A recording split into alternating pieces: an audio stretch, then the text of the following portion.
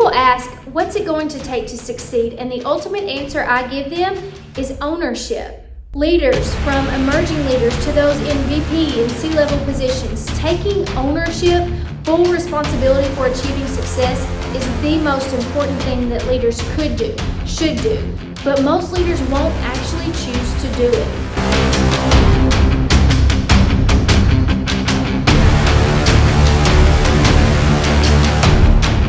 But it became really clear to me that if things were ever going to get better for me, for us, that I was going to have to be the one to stand up and do something about it. That's when I got involved in my family's financial planning at 8 years old. My experiences growing up in a turbulent environment drove me to develop a high level of emotional intelligence, resilience, and an attitude of ownership in every way, all of which earned me rapid success in the business world, and now I get to guide leaders to achieve greater success too. I'm not here to talk to you all about the food side of your business. That's not what I do. I'm here to talk to you all about the people side of your business. Now, before we can talk about any of the how, we're going to talk about the who. We're going to talk about you and the people that work for you.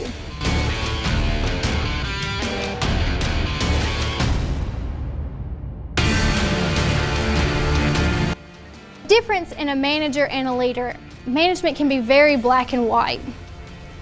There are things in your business that you have to manage: inventory, processes, procedures. But when it comes to your people, it becomes a real gray area. And in order to be a successful leader, a legendary leader in today's workplace, you have to have an individualistic approach. The number one skill that is going to help you be more successful for the next 10, 20, 30 years is your ability to adapt. Could you be missing out on an employee who is willing to go the extra mile to get the team where they want to be? It's possible. But you'll never know that if you only know the statistics about somebody and not their story. In order for people to follow your lead, you have to give them a reason to. Do you look like a leader, talk like a leader, act like a leader? And I would ask you, do you think like a leader? And I know for me, when I came out of college, a year or two out of college, I was promoted to a management position, managing people who were traditionalists. And that was a hard pill for some of them to swallow, that a 20-year-old was managing them after all of their years of experience.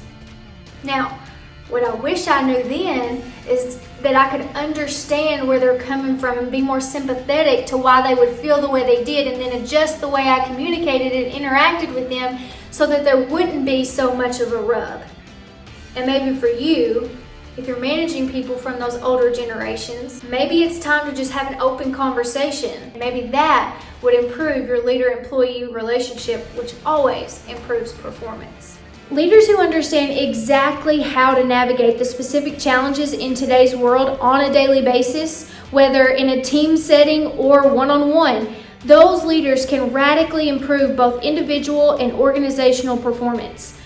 Today's leaders must understand how to best lead both themselves and a team through change, as well as being able to execute practical strategies to effectively manage conflict within a team so that everyone emerges united and stronger because of it.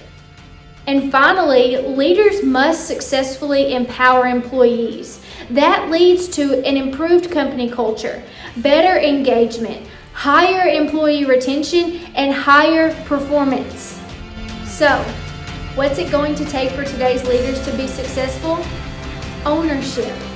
Ultimately, once leaders know what to do, how to do it, when to do it, it's up to the individual to take full responsibility to take action. The leaders who do that will be the leaders whose organization achieves even their most audacious goals.